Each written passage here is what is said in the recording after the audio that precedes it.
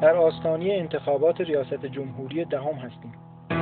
از آنجا که در یک سال گذشته جنجال‌ها و وقایع ناگوار باعث شد تا هیچگاه به صورت بی‌طرفانه و دقیق به موضوع تقلب در انتخابات پرداخته نشود، اکنون در آستانه سالگرد این رویداد تاریخی فرصت مناسبی است تا با مستندات قابل اتکا به ابعاد عملیاتی که به تقلب انتخاباتی موسوم شد پرداخته شود.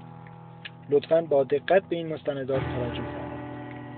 تخلفات پیش از انتخابات، استفاده از امکانات دولتی توسط ستاد تبلیغاتی آقای احمدی نژاد، سوء استفاده از فقر و نیاز مردم محروم و توزیع جهتدار سود سهام عدالت، پرداخت‌های نقدی، بن‌های روستایی و سیب زمینی از ثروت ملی در آستانه انتخابات تحت عنوان کمک‌های احمدی نژاد، استفاده از امکانات دولتی جهت سفرهای تبلیغاتی، فعالیت تبلیغاتی کارکنان دولت و حتی وزرای کابینه، حمایت‌های متعدد و یک جانبه صدا و سیمای ملی از محمود احمدی نژاد، استفاده از تریبون نماز جمعه در حمایت از احمدی نژاد.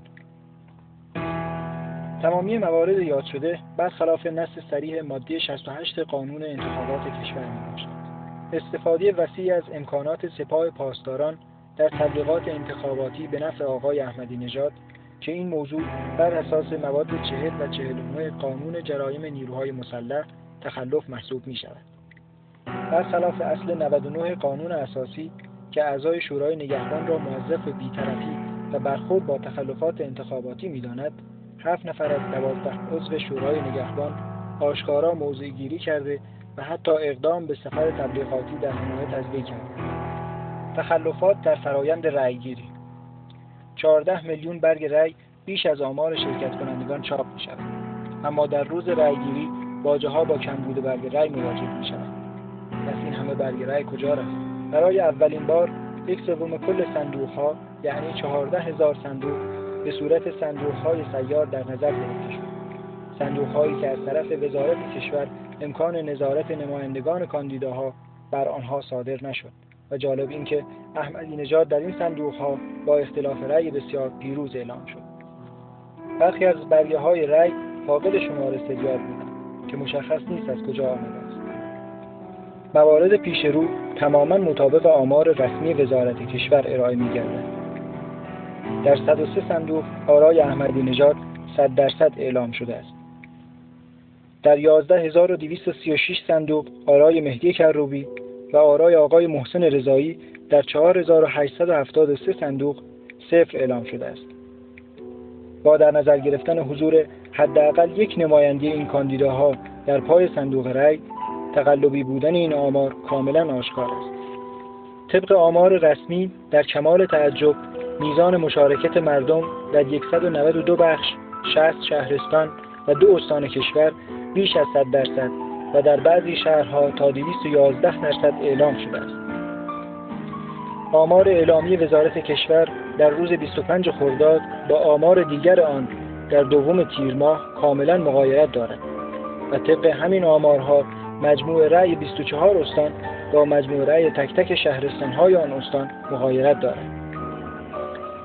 تا هنگام شمارش 19 میلیون رأی، صدا و سیما آرای محسن رضایی را 600,000 رأی اعلام می‌کند، اما چند ساعت بعد که میزان کل آرا به 21 میلیون رأی افزایش یافته است، با کمال تعجب میزان آرای آقای رضایی 500,000 رأی اعلام می‌شود. تا زمان شمارش 21 میلیون رأی، میزان آرای باطله از سوی صدا و سیما صفر اعلام شده است. از آنجا که این موضوع به هیچ وجه امکان پذیر نمی باشد، این سوال مطرح می شود: این آرای باطله به نام چه کسی شمارش شده است؟ عکس‌های منتشره از بازشماری آرا توسط شورای نگهبان نشان می‌دهد که آرا تا نخوردند. با توجه به دهانی 8 سانتیمتری صندوق رأی و عرض 14 سانتیمتری برگه رأی، به هیچ وجه نمی‌توان برگه رأی را بدون تا کردن وارد صندوق نمود. و سوالی که باقی می‌ماند این است که رأی‌ها کی وارد صندوق شدند؟